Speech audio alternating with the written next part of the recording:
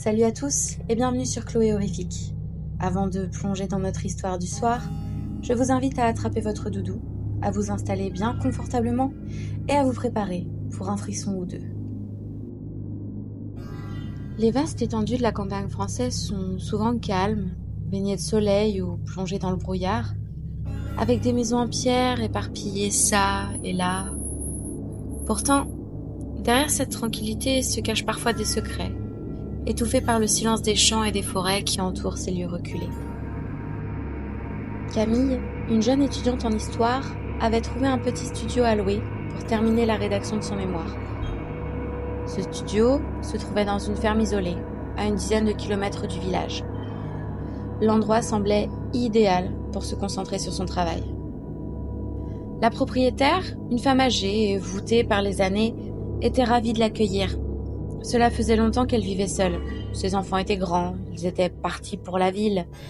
Son mari, lui, était décédé 3 hivers plus tôt. Une sale grippe, comme elle disait. Le cadre semblait idyllique. Les champs, la forêt, les oiseaux, le calme. Pourtant, quelque chose gênait Camille. Elle mit ça sur le compte de l'odeur de l'humidité qui avait imprégné les murs et les meubles d'une autre époque. Les draps n'avaient plus la douce odeur de l'assouplissant que son père ajoutait à chaque tournée de linge. « Mais je vais m'y faire », se disait-elle. L'attitude de la propriétaire commençait également à la mettre mal à l'aise. Elle venait lui rendre visite à toute heure du jour. Elle lui posait de très nombreuses questions sur sa famille. Elle voulait savoir par exemple si Camille les avait souvent au téléphone ou s'ils avaient prévu de lui rendre visite dans les prochaines semaines. Et puis l'étudiante surprenait souvent la vieille femme en train de l'observer avec un drôle de rictus au coin des lèvres. Mais Camille essayait d'en faire abstraction et se concentrait sur son mémoire. Le jeudi, elle avait pris l'habitude d'emprunter la vieille Renault pour aller au marché. Les premières semaines au village, les gens l'évitaient.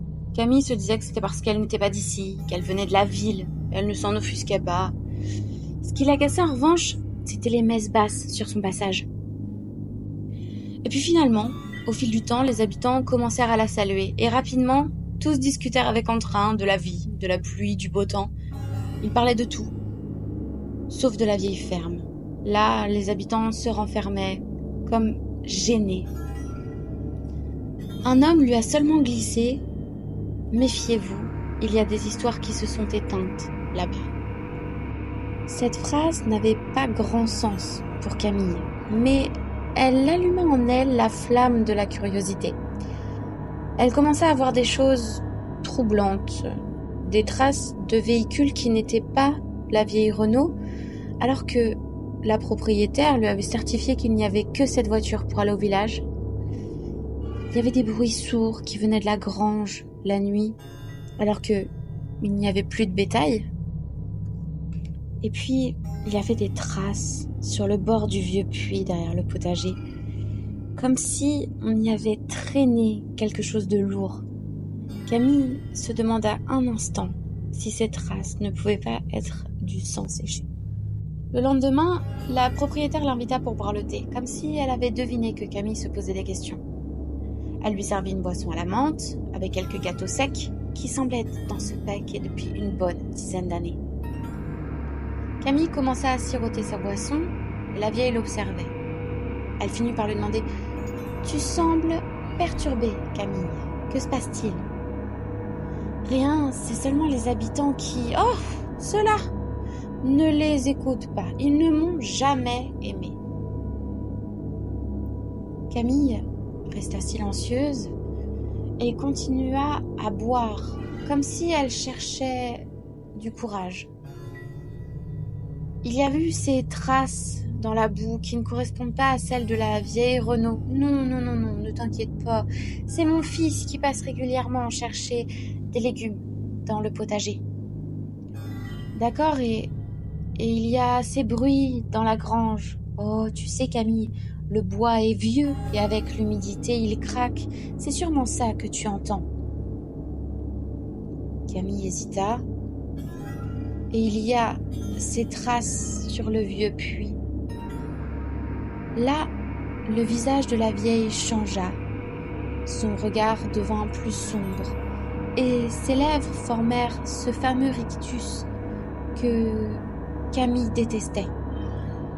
Sa tête commença à tourner, elle avait chaud et froid. Elle sentait que le malaise n'était pas loin. « Tu es bien observatrice, ma petite. » La vision de Camille se troubla et elle comprit, à ce moment-là, qu'elle n'aurait pas dû boire le thé de cette vieille femme. Une odeur nauséabonde réveilla Camille. Elle était allongée sur un vieux matelas crasseux. Elle regarda autour d'elle et elle comprit qu'elle était dans un box, sans doute dans la vieille grange. Autour d'elle, quelques morceaux de paille, des excréments partout, des traces de sang sur les murs comme si on avait griffé au point de s'en arracher les ongles. Et puis il y avait cette vieille chaîne rouillée qui partait de sa cheville et qui allait se fixer dans le mur. Camille attrapa cette chaîne, tira de toutes ses forces pour essayer de la décrocher, mais rien ne bougea. En revanche, elle reconnut le son sourd qu'elle avait entendu toutes ces nuits. « Te fatigue pas, hein ?» Camille sursauta. La voix d'une femme venait du box d'à côté. « On a tous essayé de les briser, ces vieilles chaînes, mais il n'y a rien à faire. »« Comment ça, on ? Mais qu'est-ce que ?» Camille fut coupée par la porte de la grange, qui s'ouvrit en un fracas. « Coucou, mes mignons !» Camille reconnut la voix de la vieille femme. « Comme vous le savez, Sabrina est partie à l'abattoir, mais vous pouvez souhaiter la bienvenue à Camille qui rejoint notre beau troupeau. Allez, allez, mes mignons, en place, c'est l'heure du repas. Vous n'allez pas vous engraisser tout seul. » Merci d'avoir écouté cette histoire. Si elle a plu, n'hésitez pas à liker, à partager et à me dire en commentaire ce que vous en avez pensé. Passez une douce nuit, ou du moins, essayez. À très bientôt pour de nouvelles terreurs.